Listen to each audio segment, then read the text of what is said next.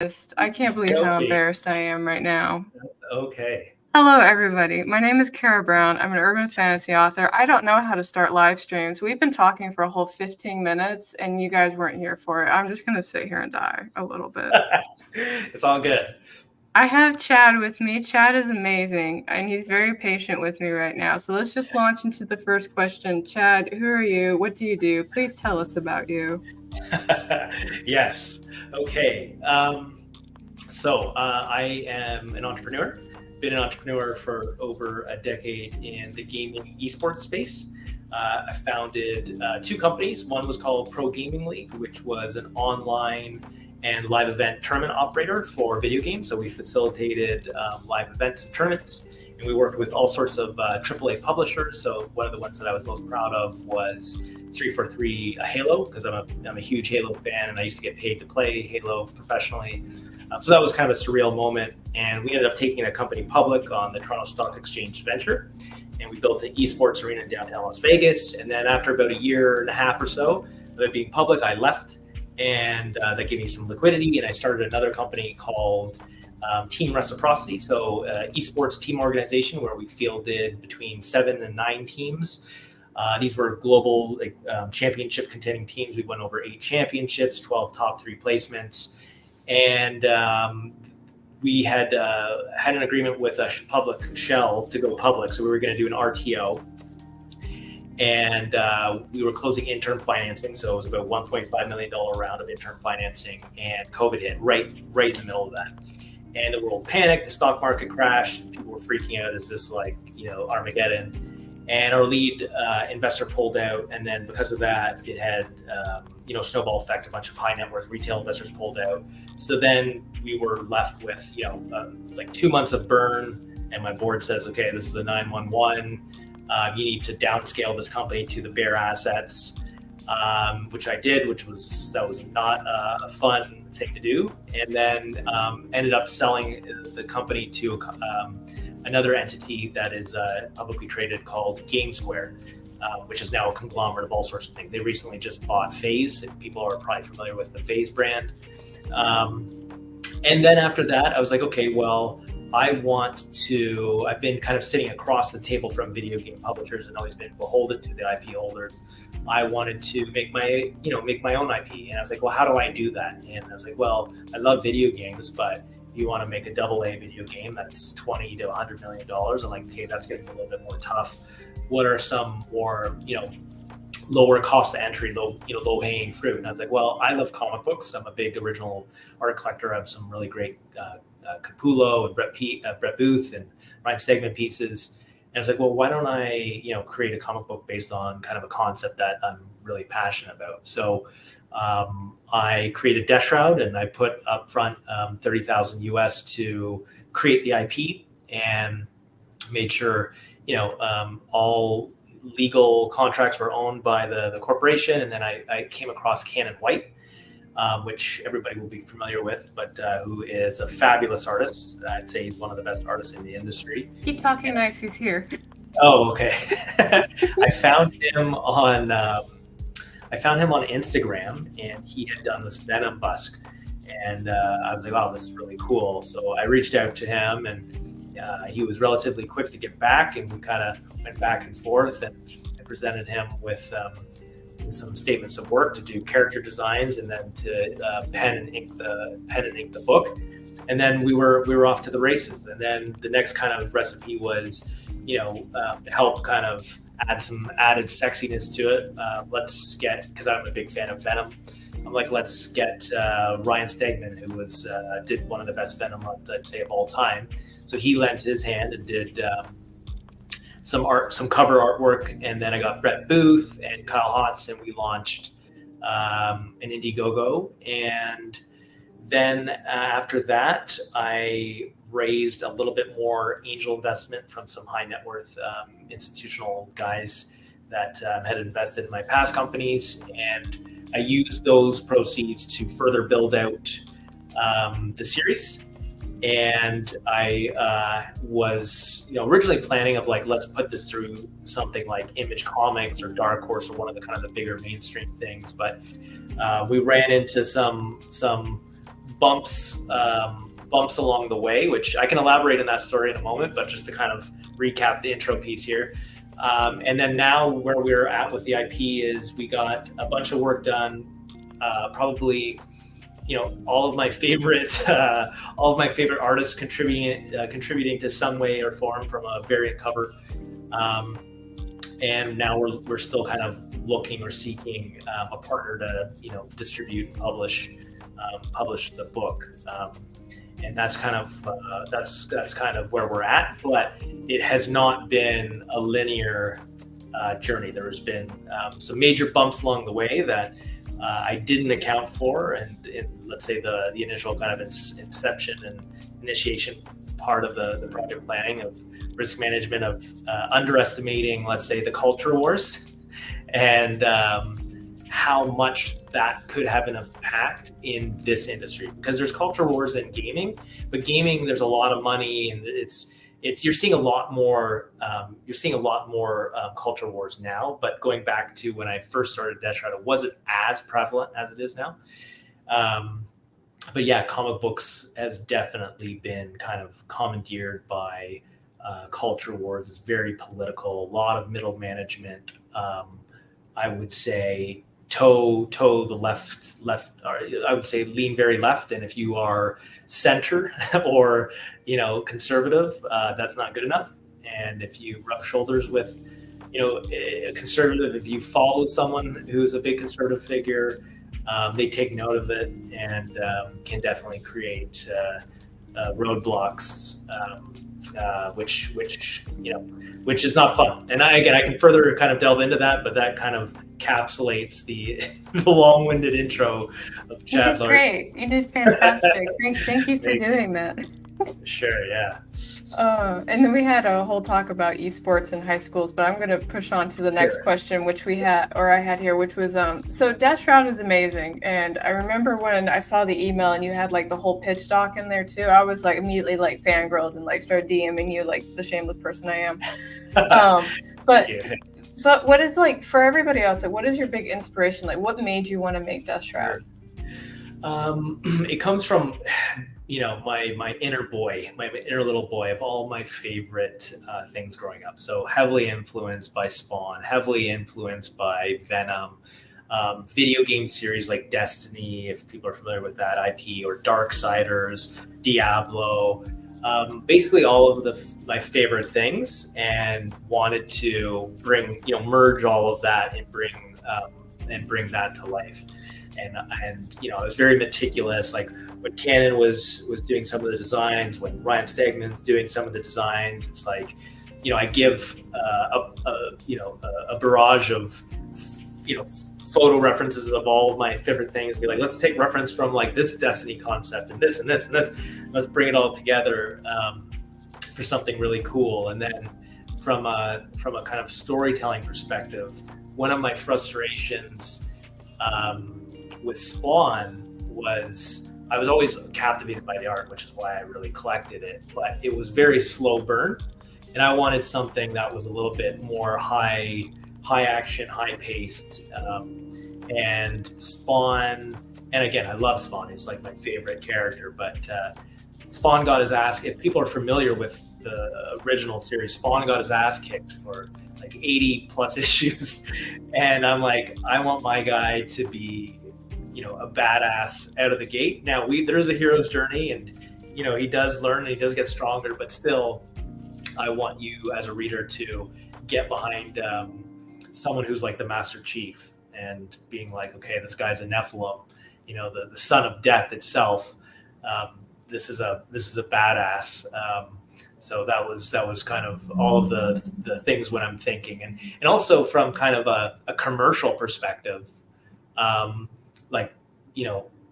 the design and working with Canon on the design of like this needed to be super striking and something that visually, like I'd say the biggest strengths of Spawn was how cool the character design is and the creatures and like Capullo's high rendering and Todd McFarlane's high rendering. And it's like, that was something that was really important to me, that as soon as you saw this universe, it's new but familiar. So it's like, it's something that is going to resonate with existing fan bases that are so passionate about games like Darksiders or Diablo or Spawn or anything like that. But I think we did an amazing job. Like, Canon was unreal, Stegman was unreal, Canon's work beat Canon's work.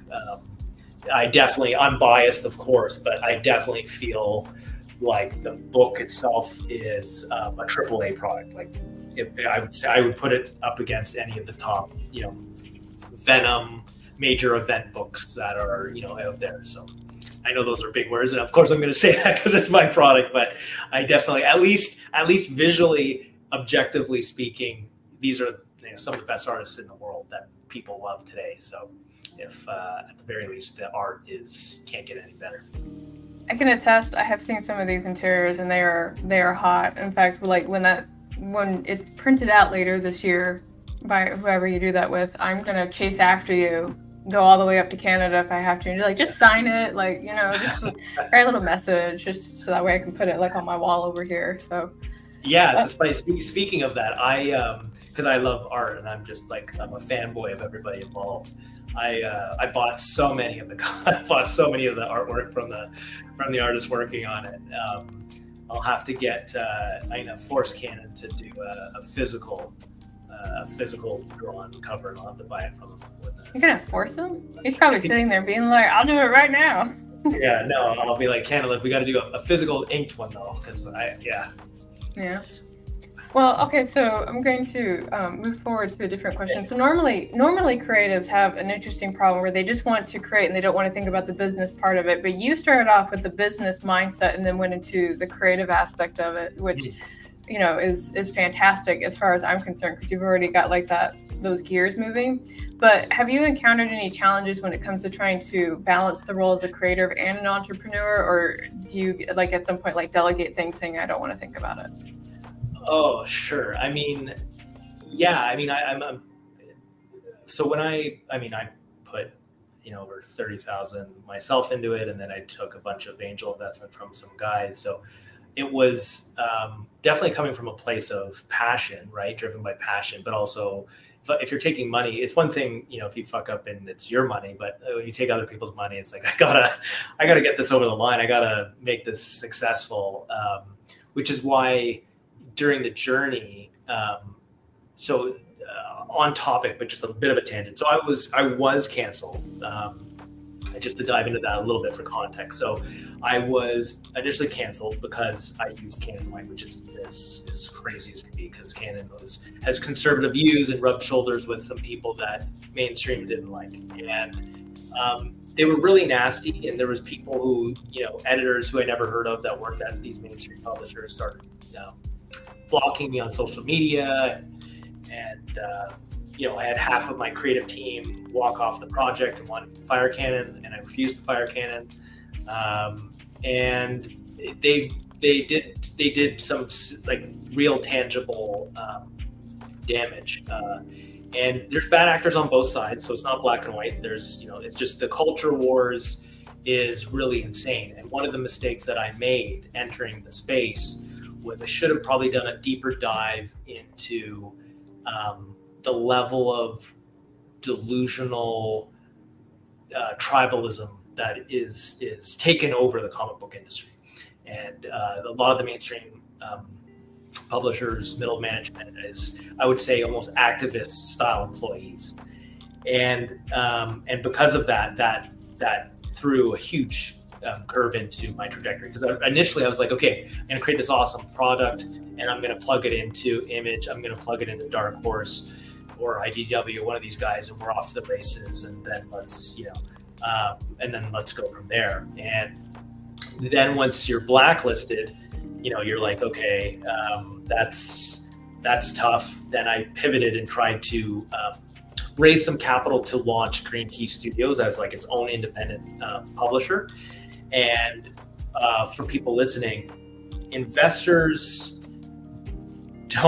aren't interested in the print medium. That's not sexy to them. they're, VC wants a 10x. So they're like, bring me something to the table of how you're going to disrupt this industry.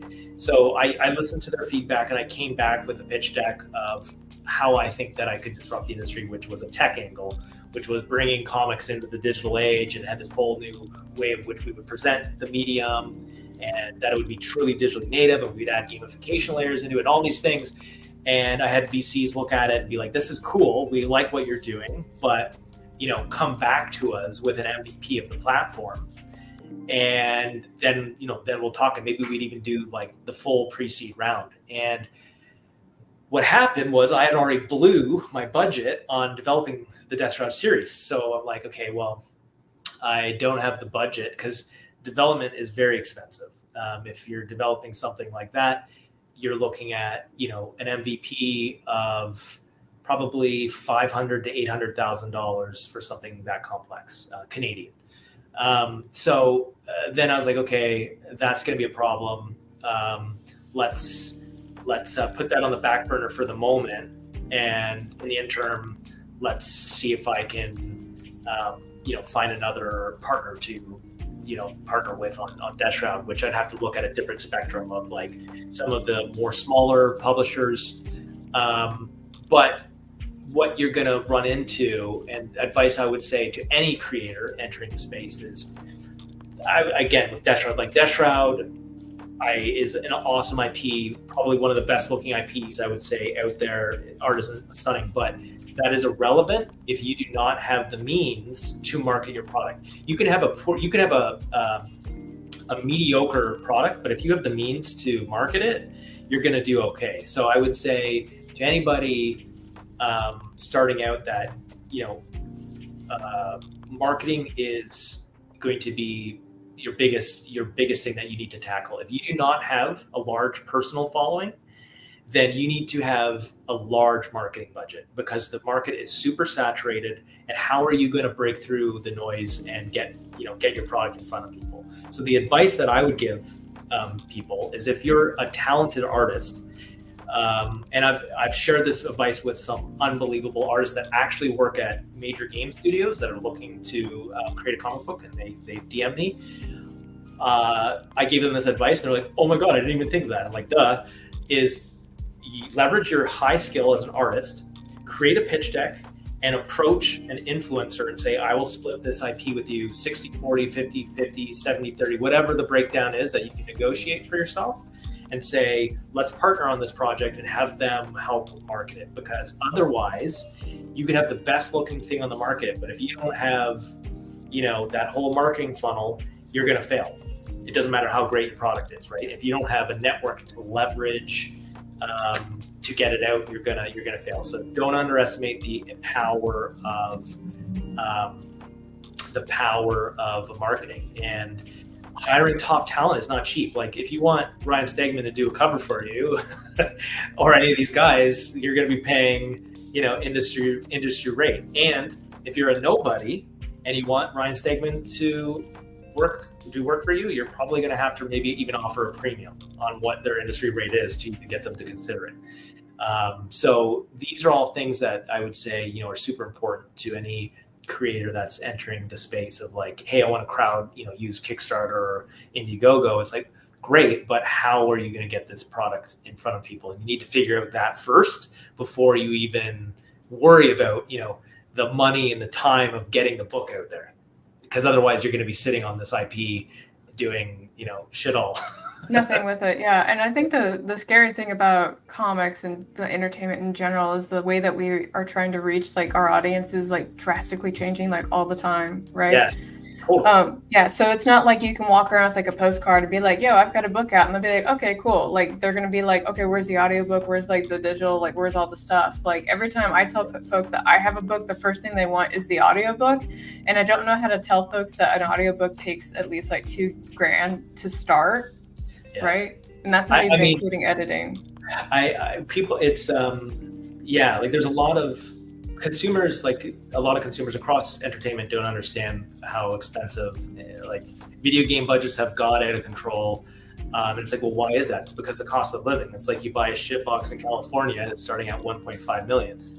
An average developer salary is $200,000 or $300,000. Now that's game development, but my point is like, if you want a top Marvel Comics guy, it's going to be expensive, and they should be getting paid, triple what they're getting paid. But because they can't, because the sales aren't there, they allow them to keep the original artwork. So that's kind of like, technically speaking, the original artwork should be owned by the publisher, but they allow the artists to keep the original artwork so that they can sell it and help, pay their bills ultimately. And publishers too, like, this is the other important thing for like indie creators. Image Comics ultimately, or any of these guys, they don't have a lot of budget either. And they're going to really rely on you to market it. So if you're someone like a Ryan Stegman or someone who's like really hot right now, you have the ability to kind of capitalize on your reach and credibility that you've garnered over earned, years in the experience. And also the speculation market of like, oh my God, what if this is the next thing? I want to get in on the first couple issues or whatever, key appearances, etc. But the comic book industry is tough, man. It's really tough. It's a grind. And if you're a writer, it's just a really tough industry. Like, entertainment in general is really tough to break in. That's why they call it starving artists. Entertainment's really tough, and so go in with eyes wide open. It's super well. Yeah, and then like the other thing, because you're talking about games and comics and stuff like that, from the literature standpoint, publishers are only taking authors who have a sales record. So if you're a debut author, you've got no sales record, so like there's no room for new folks. And then on top of that, they're chasing successful indie folks who already have again, their proven sales record. And like, hey, we see you have this book, come join our publishing house. And it was kind of like, I was here before you, I will be here after you. Like I don't need you. Totally. No, I agree. I think like it is. I haven't made it myself in the comic book industry, so it's not like take what I'm saying with a grain of salt. But I can assure you though that it is also a bit of a boys' club, and if you rub shoulders with the right people, you can leapfrog. And there is a bit of like a chosen one mentality. But at the end of the day, still Western comic books, specifically like North American traditional superhero comic books, they're not, they're just not reaching the critical mass that they used to. And there's a lot of reasons for that. One being, culture wars and political ideologies, but that's only a piece. There are other pieces. You got to look at like the demographic. So the people that I made Deathshroud for, this is the reality. They're going to be between 35 and 50, and probably even like, most in their 40s, right? The people who grew up in the era of Todd McFarlane. And comic books, I think, manga is still really doing well, but I think like comic books in general, and this is just my opinion, but I do think though, going back to kind of my idea of revamping comic books in a new form of media, I think all kids right now are growing up with iPhones in their hands and video games, and I think that the storytelling, like comic book, needs to be more modern and align that with other forms of leading narrative-driven content, right? And I don't know what exactly that answer is, but I think for future generations, that's the type of thinking that I think the comic book industry should maybe have. And there's still a huge current market, right? Like I said, that 30 to 50 that is underserved right now. And I think that you could really capitalize on them and serve them. And you're seeing a lot of books, I think, come from Image that they won't release sale numbers, but they're doing less than 10,000 copies sold. It's really low. Yeah, there's a couple of platforms they call it. Yeah, there's a couple of comics they call them scroll comics because you scroll through them, right? Yes. The webtoons and Tapias and stuff like that, and even those platforms are kind of like they're interesting. So like Webtoons actually did partner up with Marvel to feature some of their stuff. Was it Marvel? No. It was it has to be DC because they have Batman in there. But they teamed up with them to make Webtoon exclusive comics. And the thing that killed me on the inside is the moment that they did like that little partnership, there was two really big creators that they had on there, and they immediately started to snub and shadow ban one of them. Right. And the other one was just like, yeah, I'm thriving and I'm doing great. But she's also talking about like mental health and sexuality and stuff like that. And the other lady is not, right. And so it got to the point where they nitpicked her right down to when she was like, I'm not on this platform anymore. And what kills me a little bit is that they still keep promoting her comic, even though she's publicly said, I'm not staying here. Right. So it's really sad, but it definitely happened right after they did like that partnership with the two big publishing houses. And then Tapias isn't, as far as I know, I haven't heard anything shady about that. They're not doing any kind of like bans or stinky stuff on the side. But the thing, like, I don't know if you know a lot about webtoons, but I'm about to jump into a tangent for everybody that's here. So webtoons got popular because they saw the success from a couple of other like scroll-based websites, and they also wanted to bring the web comics. And the way that web comics used to be is that they would just host it on their website. If you liked it, you gave them a donation, so on and so forth. And people used to snub web comics because they were like, oh, you're just not good enough to get accepted into a publishing house, so you put it on the internet. And now these publishing houses are chasing after web comics, being like, you should come to us, right? Times have changed, seats have flipped. But Webtoons got all of its current user base from all those people that used to host their own stuff, because they're like, come on to our platform because we partner up with Patreon and we'll give you like revenue and stuff like that. And in the beginning they did. And then as they continued to grow, they were like, this is costing us a lot of money. I'm going to take it back. And now it's like, you don't even make pennies on there now. So it's like the safe haven has now become like the clusterfuck that we know it is today. Yeah, I think I kind of doing a deep dive on the publishers too. I think part of the problem is from a marketing perspective, they haven't also adapted to the times. They do a very poor job of marketing, which is why something like what Eric is doing with Ripperverse is really, I think, and if Eric continues to kind of double down on that, I think he'll leapfrog a lot of these guys, right? He's got the modern day business funnel of, influencer marketing and being able to get the product out and being able to have direct communication and dialogue with the fan base. And it's just a lot of digital strategy that a lot of even, video games, like, it's just modern marketing that a lot of the current comic publishers don't have. But I think, it's super exciting. And I think, the fact that he also provides this safe haven for artists will be a huge competitive advantage as well. And the reason why I say that is because,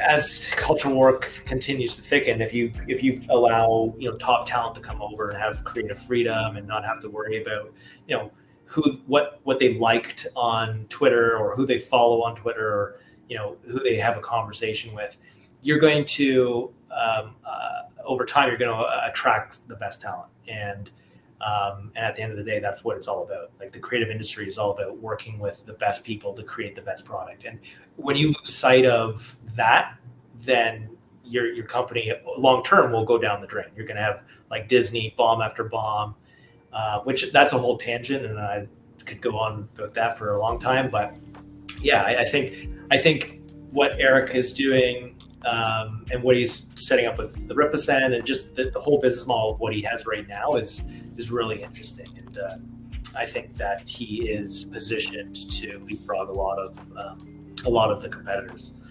And I hope he continues huge success. And Me too. It means I have a job. I like having a job. He definitely is, though. And I'm sure he already experiences it, but he's definitely going to have detractors and people try to bring him down, not just like from culture war people, but industry current leaders. There'll be probably people that try to create roadblocks. Whenever you're the new kid on the block and you're disrupting a space, you're going to have the old guard try to rattle your cage. So yeah, it's been interesting, but since we're talking about hurdles and we've kind of talked about them and then moved on to different topics, is there any particular hurdle that you kind of want to share that you had to overcome and how you were able to overcome it? I mean, I haven't technically, from getting canceled, that I haven't technically overcome that. That I that was something that had tangible material damages. But the lesson that I learned, and the lesson that I would give someone else, is go where you're celebrated. I wasted so much time and emotional energy and headspace of trying to appease people who ultimately hate you, and ultimately, no matter how much you do the political dance for them, they'll never, they weren't going to support you to begin with. And no matter how much you kiss the ring, they get off on being a delusional activist. So I would say go where you're celebrated. When companies like Rippaverse emerge, take them serious, support them, because they are, it's hard to stand up against the machine, because the machine is designed to make hard examples and enforce people to fall in line. So when people like Eric are brave enough to stand up to the machine and try to disrupt things, and you have to applaud and support those. So the lesson learned from going through that journey is, go where you're celebrated, because again, I was canceled. That has material effects and lasting effects. It's like once you get blacklisted, you're, unless maybe I lobbied them and bribed the editor. I don't. It's it's tough to once you're labeled a certain association of being, like I said, in entertainment industry, anything center is alt-right. So it's disgusting, and I think that I can say this: a lot of people in the video game industry share the same sentiment, but they are so afraid to express their opinion because they will have real life ramifications, whether that is internally through management, being ostracized. And it's a real insane element. And a true story of a colleague of mine, he's a CEO of a large design firm here in Toronto. He, since this kind of uptick in culture wars began, he was experienced this. And we had great length of conversations of how crazy it is. And he ended up just saying, fuck it, and fired a lot of these people. And it made up about 10% of his employees. But after he let those go, completely the company culture changed. People were more excited to come into work. It was more open to creativity and having their voice heard. And the moral of the story is that it just took, someone in a position of power to actually just do something. Like, it blows my mind that, we lost, we used to be able to just tell people to shut the fuck up and sit down. I don't understand, where our balls went. It's just you're here to work, and you're being disruptive, and that's not healthy, and that's not productive. And anyways, it frustrates me so much. And I can assure you there are a lot more people that feel this way, but do not voice their concerns, because there are real, real consequences. I'm an example. There's so many people that have real examples of it's super toxic. But people like Eric, it's super important, because without people like Eric, you're going to just go further down that rabbit hole, and that leads to a really bad place. Yeah, I find it's a couple of things that cause those situations to occur. One is people are often held hostage by their manners, right? Because they're kind of I don't want to be a rude person. I don't want to be confrontational. I just came here to make my money, right? There's that. And then there's the other thing where the mentally deranged will circle the wagons and then, support each other while bullying somebody. And if there's one thing that narcissists are really good at doing, it's always painting everybody else off to be the bad guy. Yeah. So instead of checking it, we really, as a society, have allowed it to thrive. And like within my circle of friends, I'm pretty frank about like the kind of person I am, and not to derail off of you or talking about you and what you do and stuff like that. I'm just kind of it's a big topic I like to have here. Yeah. But the reason I get really upfront and I even tell them like I'm not really a person that you want to piss off, because like it's just immediately cut the head off and we're moving on. And the reason I do that isn't because I'm trying to be mean or gruff, but it's because I know the narcissist in the room is going to hear that and go find somebody else to pick on. Right. And, you know, because people like that, people with that mindset will always find a way to weasel their way into a place of power so then they can lord it over other people. And we have not found a way to fix that yet, other than basically what we're doing right now, which is not going to Disney films or supporting certain games or any of that. Yeah, I mean, I guess there is a silver lining in that. It does give opportunities for players like Eric to emerge, but it should not be like the challenge of what people fail to realize is like Disney is such a Goliath, like the billions and billions, like to be able to lose on the streaming where they lose like 2.9 billion or something, like what company can do, like, how do you compete with that? And but at the end of the day too, though, a company like Eric, if you do serve what the customers ultimately are wanting, and there is a big market there to serve, that you can still be successful. And then over time, you know, Marvel didn't become a giant overnight. It took them a long time. So I think what Eric is doing is on the right path. I think his business model and the way that he's marketing his product is ahead of the curve. The other players, they can't even comprehend like his strategy. I won't say names, but like let's just say there's a lot of dinosaurs in this industry, and this isn't 1980 anymore. And I think I'm just really excited with what Eric's doing, and it's really amazing. So again, I wish him all the continued success, because if you know, we need other players in the space that can provide, you know, and for people watching, you know, Eric's not one way or the other. Like it's, you know, he may have conservative views, but Eric's company is neutral in the sense of it doesn't matter if you're conservative, left, whatever, you know, as long as you show up and do your work and create a great product, that's the focus, right? So I think there's also some maybe, which is tough too, because Eric is conservative too. Like he'll have players in the space, companies in the space, try to, you know, screw him around in the background, which is just so annoying. Yeah, it's ongoing battle. Yeah, literally. But success, the best part is like continued success, and he's had continued success. So he just needs to continue to ride that momentum. So yeah, we're going to make it happen. So I have a lot of folks that are learning how to go into business for themselves, either from whatever creative thing, music, writing, artistic, anything like that.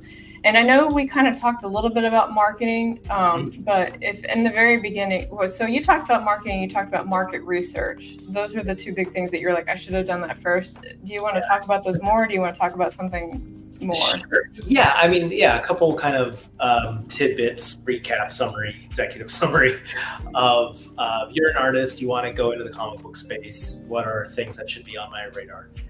Number one, again, go where you're celebrated. And what that means is if you are a conservative, you are going to have prejudice held against you. That's just what it is. Entertainment is very liberal ruled right now. In the comic book space, it's very hyper tribalism. So if you rub shoulders or have conservative associates, that is going to work against you. That's just the way it is. So be aware of that, because it will have actual impacts as you try to navigate this space. Number two, marketing is the most important thing, because you can have the best product in the world, but if you can't get that product in front of buyers, then you're going to fail. So really focus on marketing. And to recap what I had said earlier, if you're a talented artist and you have like a coveted skill set of like your art is astounding, create a pitch deck, build out kind of like your vision. approach influencers and pitch them. Say, hey, I got this cool idea. Do you want to get in on this? I'll give you, split it 50-50, excuse me, 60-40, 70-30, whatever you can negotiate. But understand that they're going to play a major role in moving the product forward and making it a success so you can continue to do what you love. I would say get a lawyer if you can afford one, especially when you're in the industry of dealing with IP. Contracts this sounds mean, but contracts are super important. Can't trust anybody. This is not to say that you can't operate in good faith, but you have to have everything documented and signed, because it will bite you in the ass, and people just have a bad pattern of fucking you if you do not have something legally signed. So protect yourself and pay a lawyer to have a contract, so that you have everything mapped out, so that you don't have to worry about watching your back. So take care of yourself by getting a lawyer, have contracts mapped out. Also, I would say create a corporation and have the IP homed inside the corporation. That's super important. I would prefer, I mean, you don't have to do that, but you ultimately would rather revenues, expenses, everything flowing into a corporation and hold that entity. And so definitely have a lawyer help you set that up. As it relates to, hey, I got this great idea and I want Dark Horse to publish it. Be aware that the mainstream publishers are going to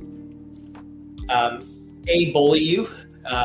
You're typically an artist is going in with no legal representation, is not sophisticated in business, and is going to be taken advantage of. So you're going to have them basically take full ownership of your IP and give you the worst IP rights ever. And you're so desperate to have your product be out there that you'll put all of your love and your passion and your energy that you just built this and throw it away and give it to someone who doesn't even might not even market it effectively. Just you're throwing away all of this hard time and passion away. So I would say if you can afford it, get a lawyer and have them review the contracts and fight for a fair rev share structures. I think I touched on before, but just to recap, when looking at crowdfunding, Indiegogo, although it's a great platform, I used it, but going back to research, it is viewed as, because there's a lot of Kongsgate people there, it's a view that it supports conservatives. It's like a Rumble, like Rumble streaming. It's viewed as so therefore, if you host your project on there, you're going to be viewed as some, conservative adjacent, which is a, big problem in this industry for some reason, which is again, delusional thinking, but this is just real world settings that we're living in. So be mindful of that. Be mindful that Indiegogo now will throttle your exposure and want you to pay for exposure. So when I first did Indiegogo, they were very willing to work, like, hey, send us your promo video, we'll retweet you, make sure you tag us, we're very supportive, we'll try to we'll give you free promotion of putting you on the front page, all this. Now it's like, everything, it's tiered. It's like it's a complete tiered system up to you can spend tens of thousands of dollars on it. So the most basic thing is throttled. So, be mindful of that. I don't know if Kickstarter does that, but I'm sure that they might do a version of that. So be mindful of that. For Canadian people who are indie creators, shipping to the US is a friggin' nightmare. So we say that about going to Canada, so it's like a mutual pain point for both of us. Canada's not in a good spot right now. Canada is a disaster. If I could move to Texas or Florida, I would. I would say, if you're shipping from Canada, it's real pain in the ass. There's a lot more complexity to some of the people who were complaining about mine, and there's nothing to dive down that rabbit hole, but shipping is expensive, and creators don't realize that, as a creator running an Indiegogo, you're not you're shipping a couple hundred packages, the discount that you're going to get on a business account is very minor, and it's insanely expensive. What people fail to realize is a company like Amazon, the investors knew that they were building a monopoly. And so they were willing to lose hundreds of millions of dollars to create that monopoly so that you can get Amazon Prime there tomorrow. But for small businesses, they actually can't operate like that. So my point is, shipping is super expensive. If you want to use, express shipping, it's insane. So be mindful of that. Try to maybe look at, like, I think there's a player, or use maybe Ripasend when they launch, or I think there's a company called Zoop or something that's based in the US. I think it's called Zoop or something like that. But they're a kind of a crowdfunding platform that does a full turnkey for you fulfillment. So a lot of your consumer base is going to be American, I'm assuming. Shipping is a real pain in the ass. It is, and then at the corporate level, when they come in and audit you, then you get extra surprise fees afterwards. We found that out with posters. I don't know if you learned about that. Yeah, you're dealing with HST. Canada. That's why all really successful people in entertainment leave Canada. It's a pain in the ass. But yeah, those are kind of like the high level things that I would say is really important to think about. I can't stress enough, recapping, get yourself a lawyer. Contracts are so important, and marketing is going to be whether you are successful or not. Because again, a lot of indie creators will be like, I'm just going to create the most beautiful product, and it's so saturated that no one's going to hear you or see you. So if you do not have a megaphone to get this product in front of everybody, you're pissing in the wind. So marketing, do not underestimate the power of marketing. Yeah, there's a really good book for anybody who's watching. It's called Positioning. It's basically talking about marketing in a saturated world, and all these things that Chad's talking about, like what can you do that's not like everybody else, or what's something that sets you apart, and all of that. It covers that in that book. It's not a big book. It's like that big. So if you guys want to read it, I would highly recommend it. And you have like some really good insight, because one of the first things that you did when you were talking about Deathshroud is you told me who your target audience was, and you were like, yeah, they're going to be like 35 to like 50 something. And immediately you can already tell like what kind of demographic, like what that need is going to be, because a lot of those people are going to be collectors, right? They are going to be want that, they want the physical. I'm my own target audience, 100%. Yeah. And that was so sorry, that was a great point, Carrow. Like, understand who is this product for, and I knew exactly with Deathshroud that it's like I'm going after the people who collected in the 90s, and a lot of those people are also speculation collectors. So like they want those first appearances, the key milestones in the series, and also that I knew that the artwork was going to matter to those people, like people who like Todd McFarlane, Top Cow. They're going to, in some cases, judge a book by its cover. So, in its own sense, a marketing strategy was like the little boy inside me of like, hey, I want my favorite artists to help and contribute, but also from a marketing perspective, understand, again, going back to who your demographic is, who are the artists that they like. And it's like, okay, these are all these awesome, what I call like the AAA cover artists. Let's get them associated with the project, because, they're through their social media reach as well. People are going to see it, and that will help you with exposure.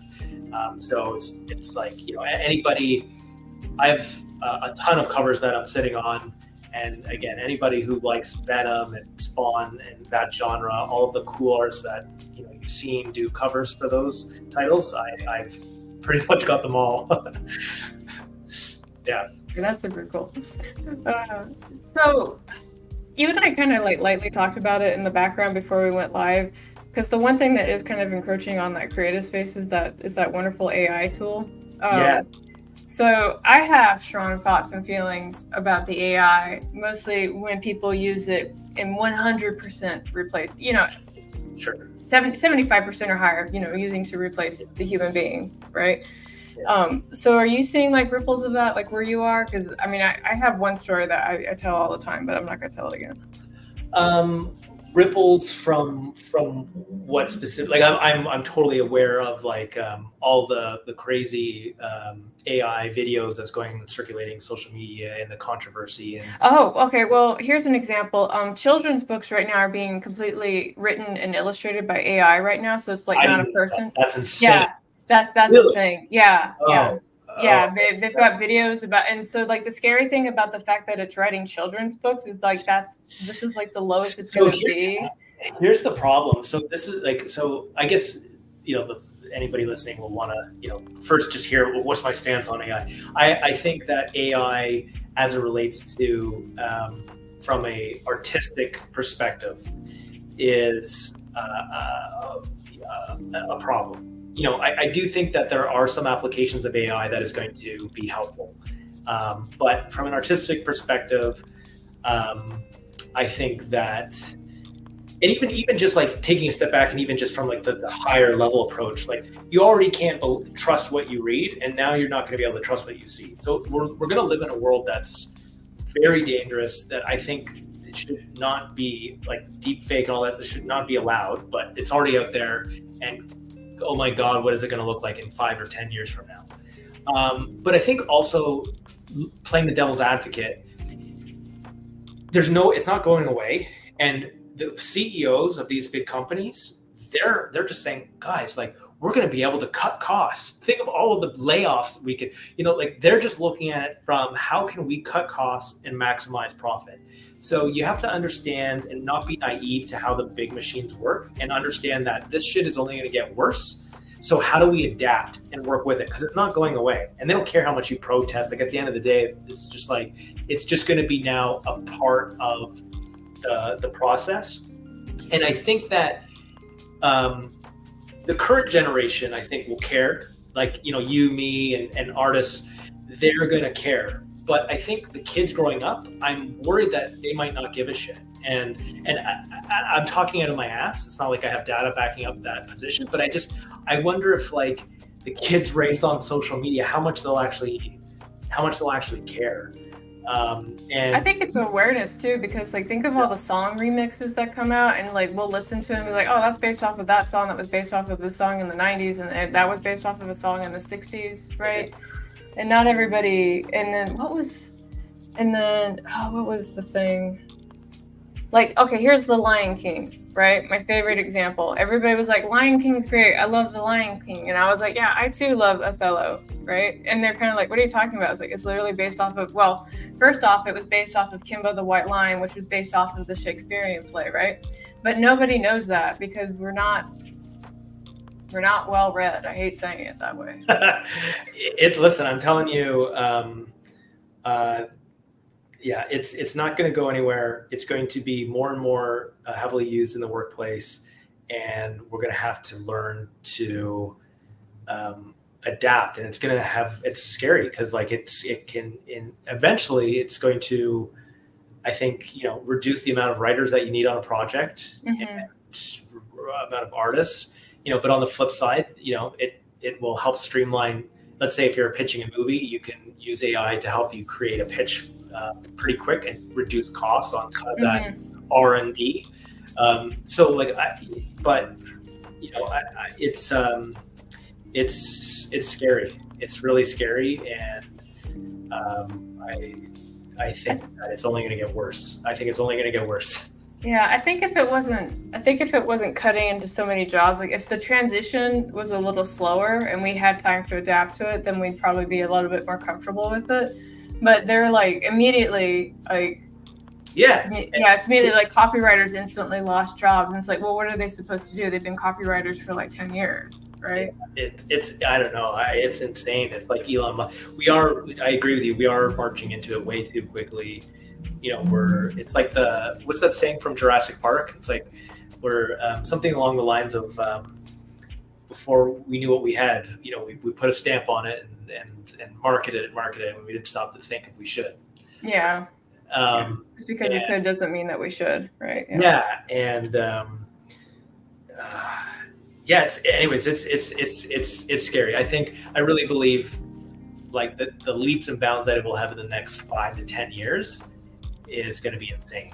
Already it's insane, but I can't imagine in 10 years. It's going to replace, not just in the art industry, but like it's going to affect so many jobs.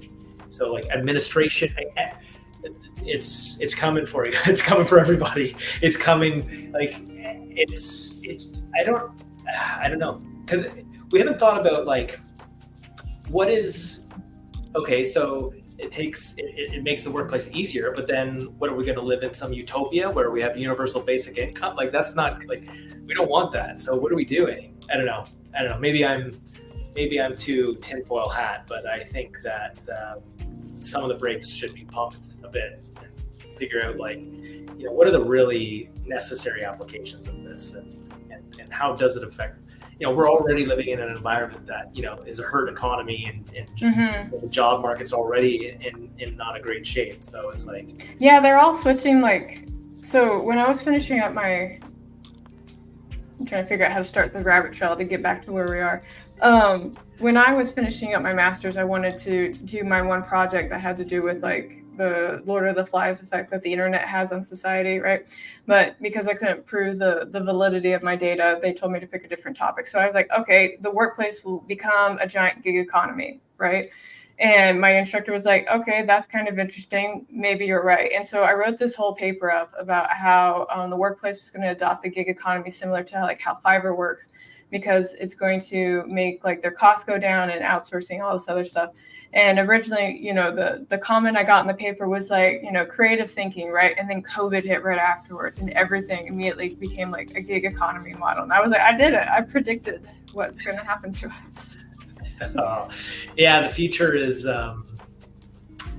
not looking great. I love Tim Dillon. I don't know if you know who he is, but he's a funny comedian, and he does like these long rants, and he's always going on about like the horrible dystopian future that we're walking into like cattle. But it is really scary. It's really scary, and I don't know how to start. I don't know how everyone's just so focused on their little bubble. And I think because of that, that's why I think in a lot of cases why we are where we are. So we're just chasing our dopamine fixes at this point. Literally. Yeah. So we're on our last question. Okay. We're on the last question. So what is something that you wish you could talk or share with others in interviews that you haven't gotten to so far? Share in interviews that I haven't gotten to this far. I don't have anything secret sauce. I would say for those of you who are fans or know of Deathshroud, again, I am actively trying to get it over the line so that we can have Deathshroud in the hands of readers, and I'm hoping that 2024 is the year in which that happens. So working hard to make sure that happens. And kind of my new mantra is go where you're celebrated. Don't do what I did and waste a lot of time and energy appeasing people who hate you. You're going to get nowhere, and go where you're celebrated and with like-minded individuals. And I think you'll have success. I think you'll have success there. Fantastic. But, yeah. That brings us to the end. We did it. We made it. Even though we had to restart the entire 15 minutes over. That's okay. Oh my goodness. This was great, by the way. Oh. You recapped that so expertly. Thank you. So Q&A. You did I hear this right? You were in the military at one point? Yep, sure was. So how was that? Walk me through. What was that like? How long were you in there for? I was there for 5 years before they threatened me with a medical separation for my knee injury. So basically, because I couldn't keep up with the run speed for the fitness test, they were kind of like, if you can't keep up, you're not in, right? Right. Prior to that, I grew up in a military family, so I did a lot of traveling with my father. Okay. Yep. So I actually spent most of my time overseas, and I didn't move to America until I was 25. And when I originally was going to join the military, I wanted to be the on-site engineer for the payload helicopter. But when I was going through the recruitment process, they told me the aircraft was going to get retired in 2 years. And I was like, I'm not going to go through 3 years of school for an aircraft that's going to get retired in 2 years. That was the only bird I wanted to work on, because that was my dad's bird. So, Carrow, did you say that so the first 25 years of your life was overseas? Mm-hmm. Yep. Interesting. Yep. So, okay, so that's so crazy. So when you came over to America, what was that like? Was there like a culture shock there? My first thought when I moved to America was like, there's a fuck ton of white people here. I was always a minority wherever right. I went. Yeah, right. So it was like that was my first thought when I was in the airport, because I was either used to being surrounded by like Asians or anything else. And then I got sensory overload, because when you are in a different country for so long and you go to a place that always speaks your language, you like are always like trying to figure it out, because you kind of get trained for it when you're in a place that, again, if it's not your native language, when you hear it, you get like, oh, it's my people. Where are you? And how can I help you in this strange new land? And so I got really into the headphone culture, because I was trying to tune it out, because I couldn't stop listening to other people. And then the other thing that I wasn't ready for was the friendliness that's out here. And I make a face when I say that, because like overseas in lots of places, you don't just walk up and talk to strangers or just like randomly start small chat or anything like that, even in the grocery line. So I think we were like we were at some grocery store. I don't remember which one it was. But I was standing there with a jug of mug, and this lady turned around. She's like, I gotta tell you all about my grandchild. And I was like, what? Who are you? Like, what's happening? And then pictures were coming out, and their name was Sarah, and they had a birthday in 2 weeks. And, I was like, I just wanted to buy milk. I don't know you. That is great. Like, that's very unique. Like, so you have a completely different, perspective. Like being 25 years, like those are key growth years.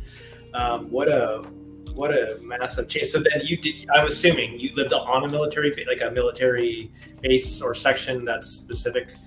I did, except for England. In England, we lived off base, because obviously I could get around and be okay. But I still had to go to school at the military base, just because the curriculum pacing is different between America and England.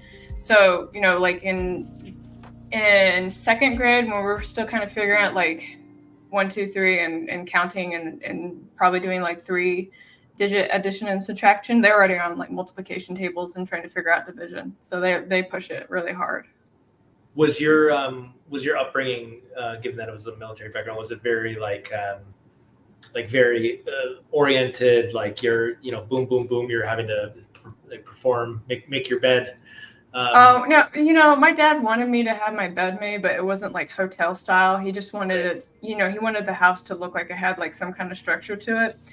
But I think like the accountability when you're a military brat and you go to school overseas is really high, because there was one New Year's Eve, and I got my days off mixed up, and I told my dad, like, yeah, we're going back on the 3rd, and I was wrong, because we're going back on the 2nd, and so I didn't go to school that day, and like it was just a total brain fart. And the school didn't call my dad. My school called my dad's commander to tell him that I wasn't at school. So then my dad got a call from the commander being like, your kid's not in school. And it was like, oh, well, you know what? It's fine. Don't worry about it. Wow. Yeah. So. And is your dad like a career military? Mm-hmm. Yeah, he was medically separated. He was also an on-site engineer for the Pablo helicopter, but he was medically separated because when they were doing a practice turn, the pilot wanted to make sure that everybody was secure, so he radioed in and he was like, hey, is everybody good? And my dad looked around. He's holding onto the spine of the aircraft, so it's like that center part that you hold onto, and he's like, yeah, we're all fine. What's going on? And so he did a 27-degree turn with the aircraft at that speed and created G3 atmosphere. And so I don't know about you, I can't really carry 3 times my weight, and my dad can't either, so he like immediately crashed down. And the interesting thing is that my dad's muscles were so strong that when they tightened up to like brace him for it, they popped off the front of his femur bone. Oh. Yeah. So, my dad obviously couldn't be combat ready anymore. So he spent like the following year recovering PT and then separating. And then literally within the week that he retired was the week that I was in basic training. So it's like we did like a switch out. Wow. Oh man, that is so painful. I can't imagine that. Oh, that's insane. It was wild, and at one point, like I was actually pissed off at the pilot, but my dad was like, "No, it's okay, honey, don't worry about it." I was like, "Daddy broke your leg," and he was like, "No, it's okay." I was like, "How do you be like this? How?" How was it being like a woman in the army? Did you like experience was like I'm assuming it's 95 or more, like all male? Well, I was in the Air Force, so that has a slightly higher female population. Okay. But I mean, I don't know, like I got along great with the guys in the military. It was the women that I usually got like henpecked with. Interesting. Yeah, so there's a fun study that a lady did, and she was trying to talk about like the evolution of like women in the workplace. And I stumbled across this study when I was again researching my gig economy stuff. And she, when she was doing the survey, I think it was like 500 ladies, and she found like for all of the 500 surveys that she got back, one of the questions about where do you want to be working in 5 years, about 90% of them said, I want to be working for a dude, right? And so that caused her to do another study, and it turns out that women in small groups work really well together, but women-centric groups have a lot of problems because that hinting tendency that we claim that we don't do, we actually do in the workplace. And the other thing that women do in the workplace is they create barriers for the women that come after them. So the one that has to fight to get to like the chair spot, right? Well, she doesn't want to do the good old boy network thing and help the person behind her. She's going to put a barrier and be like, no, you got to jump up just a little bit higher to get to where I am right now. Right. So interesting. Yeah. That's a crazy story. Like that's very unique. Like you definitely will have a very unique perspective than a lot of people. Because first of all, serving, and then 25 years overseas. Then like because again, those were core development years, and then coming over and yeah, that's good on you. That's tough. That's tough stuff. I mean, everybody. Sorry, I keep moving. We talked about my knee earlier. I was having the rest of that knee. So I think it just we kind of become what like we're mentally born to be, along with what we're raised to be. If that makes any sense. So, but even your basic training would have been more difficult than it is now. Like they've lowered the bar of entry because A, they're having recruitment issues, but B, since I mean you've served like. The population is now like over 50% like obese, so it's like they always go through bloat periods too. They always do. So like when I joined, it was right after 9/11, right? So obviously everybody was like, join the military, time to go some stuff, right? And so I think 3 years after I joined, we did what's called force shaping. So it's so the military is supposed to have like a pyramid structure, right? Well, we go through oval structures because we get a lot of people that join, but they don't progress upwards, and then they just kind of stagnate, right? Yeah. So the force shaping basically just cuts those sides off to get the flub off. The downside, though, is that usually when they do force shaping is that they do couples that just had a kid or anybody that's got like a multiple waivers. So like when they were about to do force shaping round 2 for me, they're like, your name's going to be on there. And I was like, oh, I'll just finish my contract. That's fine. So. Right. Well, when you say contract, when you sign up, you have to commit to a minimum of 3 or 5 years, or? It depends on your age, what you work out with the recruiter. The minimum tends to be 4 years up to 6. But there's some high school programs that you can do where they'll have you serve 2 years while you're still technically a high school student. So when you serve and then you end your contract, is there any forward carrying benefits, meaning like medical or I don't know, whatever benefits that the Yes, I'm using the quotes. Yes, there are. So if you finish all 4 years, then you can be eligible for education benefits. Which program you fall under depends on how you served, how long you were in, and all that, and what program that you're doing it under. So for example, you can actually forego your education benefits and give it to your child if you want, and then that will pay for their college if you don't want to go to college yourself. Okay, interesting. Yeah, there's they're called Chapter 35s, I believe, and then Chapter 33s are your typical veteran that's going to school, and that will only get them up to a bachelor's degree, and that's it. And then you have Chapter 31s, which are Voc Rehab. So that's the one that I went on. And Voc Rehab is basically where you're getting trained to go do a job because you're not physically able to do the one that you can do anymore. The Voc Rehab one is like the more strict one because like they go in there with like a fine tooth comb and make sure that you're taking every class that is, pertinent to your degree and everything. So. Right. Interesting. Okay. Cool. That's a crazy origin story. Oh, it's okay. No, listen, trust me, you have a lot better perspective and than a lot of people in North America. I can tell you that. So that's awesome. I'm just gonna nod and be like, yeah. Yeah. All right, but well, thank you for surprising me with questions about me. I wasn't expecting that. No, it's interesting. It's very interesting background. I was curious. Yeah. Well, I mean, my DMs are open. You can message me anytime. But I've already stolen almost like an hour and a half of your day, so I want to give it back to you. Would you like to go ahead and sign off about where people can find you, anything that you got going on that you want to share, anything like that? Yeah, if you're interested in Deathshroud, make sure to follow us on Twitter. So it's just @Deathshroud. And like I said, hopefully I'll have news this year. This is the year 2024. Big year for a lot of things. So hopefully we have more news on Deathshroud. Fantastic. All right, that's going to wrap us up. The only announcement I have for you guys, if you're here for the writing streams, those are being moved to Thursday night. I'll post one up. So when you guys want to sit for 2 hours and write words with me, that's where I'll be. So I'm going to go ahead and make sure I actually hit the end button for the stream. Okay, we're ending. I'm going to start waving.